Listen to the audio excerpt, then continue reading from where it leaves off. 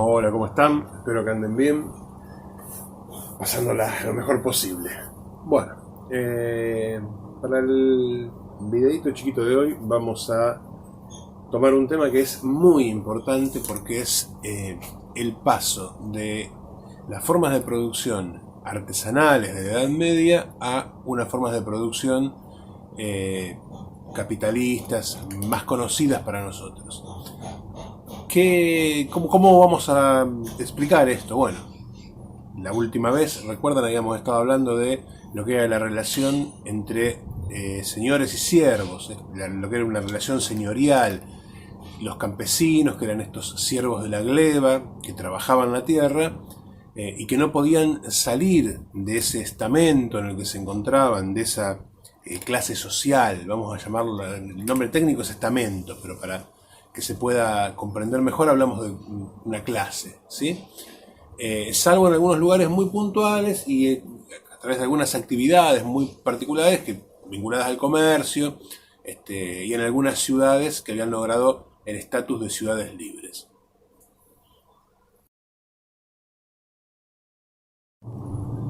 Ahora bien, esto va a cambiar fines del siglo XVII, mediados del siglo XVIII. Vamos a ver cómo la forma de trabajar y de producir cambia drásticamente en el corazón de Europa y mucho más adelante en todos los países que sigan esa fórmula. ¿Qué es lo que había ocurrido para que esto cambie? Bueno, en principio había una serie de modificaciones en cuanto a la estructura de la tenencia de la tierra, de la forma de trabajar la tierra. Acuérdense, en la Edad Media el campesino en última instancia era un productor que producía con lo que hoy llamaríamos biodiversidad, una cantidad variada de cultivos, como para cubrir un espectro que incluía su propia subsistencia más el tributo que debía pagar. Eso había ido cambiando, se había comenzado a explotar el campo de manera intensiva. ¿Esto qué significa? Que si yo controlaba un territorio, allí por ahí no plantaba todo lo que hubiera podido producir, sino que plantaba un producto exclusivamente que era el que mejor se posicionaba en el mercado, el que más pagaba. Esto para muchos campesinos que no eran dueños de la tierra había sido fatal. ¿Por qué? Porque atentaba directamente contra su propia economía de subsistencia. Una cosa es un lugar donde yo puedo producir una amplia variedad de cultivos como para satisfacer las demandas alimentarias de mi familia, y otra cosa muy distinta cuando produzco, un ejemplo, solamente cebada, o solamente algodón, o solamente trigo. Esto hacía que, por supuesto, fuera mucho más difícil para estas familias campesinas poder subsistir. A veces abandonaban el campo y se trasladaban a las ciudades. Cuando no directamente, eran expulsadas del campo y terminaban asentadas en las ciudades. ¿Y qué ocurría en las ciudades? Bueno, no en todas, por supuesto, pero sí en ciudades como las ciudades industriales, lo que van a ser luego las ciudades industriales de Inglaterra, Manchester, Liverpool, ¿sí? Todas estas ciudades donde comienza a darse un fenómeno de alta concentración urbana. Habían cambiado la forma de trabajar, había cambiado la forma de producir, decíamos, y esto de la mano de los cambios tecnológicos que aparecen en ese momento.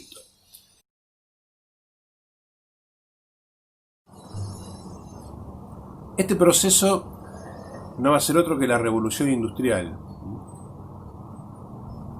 Lo vamos a definir muy rápidamente porque lo que nos interesa es las modificaciones que introduce en la estructura social esa revolución industrial. La revolución industrial significó el paso de una estructura productiva artesanal en donde los productos se elaboraban casi siempre, se producían en unidades de trabajo familiares, en talleres, y donde los trabajadores tenían un control completo de la producción. Vamos a poner un ejemplo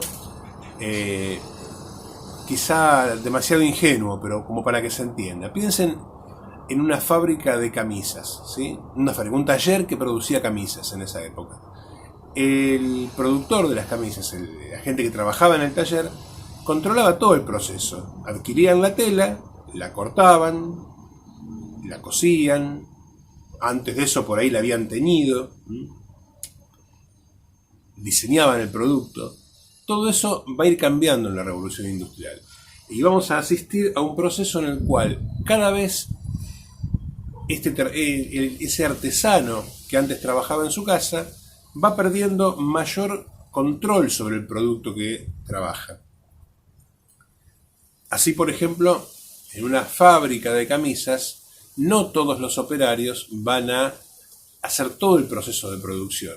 Habrá quien se especialice en el teñido, habrá quien se especialice en el cortado y habrá quien se especialice en el armado.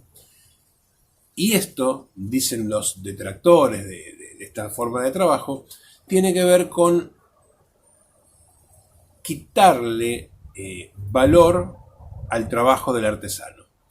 No es lo mismo lo que yo puedo cobrar por hacer una camisa que lo que puedo cobrar por pegar botones, aunque trabaje la misma cantidad de horas. Este concepto es central para entender algunas cosas que van a pasar después. Pero bien, ¿cómo había empezado todo esto? Porque al final tiendo a irme por las ramas y no nos centramos en el punto concreto. La industria textil en Inglaterra, los talleres artesanales de producción de textiles habían sido una constante a lo largo del tiempo. Hacía mucho que existían, pero en este momento del que hablamos, mediados del siglo XVIII, fines del XVII, comienzan a introducirse, primero comienzan a hacerse experiencias en el campo de lo que sería la automatización de la producción. Muy primaria, muy rústica, estamos hablando de muchos años atrás, ¿sí? Se empieza a introducir para la producción de textiles la máquina de vapor, el uso de la máquina de vapor. ¿Qué ventajas ofrecía la máquina? La mecanización a partir del vapor no era algo que se les había ocurrido a los ingleses en ese año. Existían un montón de experiencias previas, pero no había, primero, no se lograba una eficiencia completa de ese motor de vapor, se perdía mucha energía en el proceso, y por otra parte no se le encontraban aplicaciones prácticas. Bueno, eso va a cambiar radicalmente, se le van a encontrar aplicaciones prácticas y se les va a encontrar un uso impresionante, que es nada menos que en la producción. Se comienzan a impulsar con estos motores de vapor telares mecánicos, que hacían el trabajo que hacían antes los artesanos tejedores. Ahora bien, ¿qué ventajas ofrecía la máquina de vapor frente a un artesano? Bueno, las ventajas eran a primera vista evidentes. La máquina no se enfermaba, la máquina no paraba, no dormía, no comía, no faltaba, no necesitaba descansar, no tenía reclamos de ningún tipo. Entonces, todo eso la hacía muy atractiva a los ojos de una clase enriquecida, muchas veces heredera de esa nobleza que había ido quedando atrás, a veces comerciantes vinculados a estas ciudades libres de las que hablábamos antes, enriquecidos, que se podían permitir el enorme desembolso que significaba adquirir una de estas máquinas.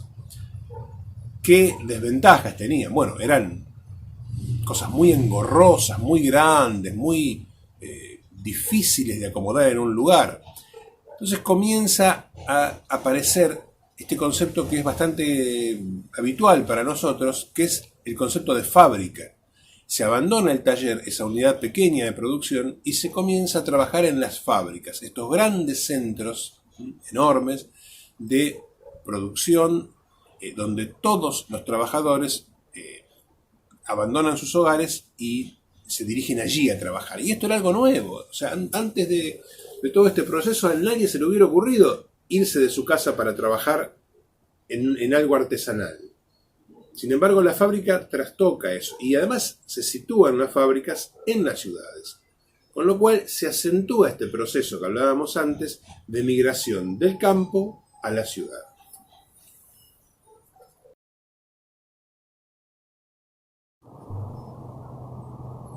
La revolución industrial fue un proceso que modificó completamente la manera de producir y de trabajar en Europa. Ese proceso tiene un periodo en el cual transcurre, podemos rastrear sus primeras etapas a fines del siglo XVII, muy tempranas, ¿sí? Hablamos de antecedentes allí prácticamente, y ya a mediados del siglo XVIII lo tenemos completamente instalado y completamente desarrollado el fenómeno.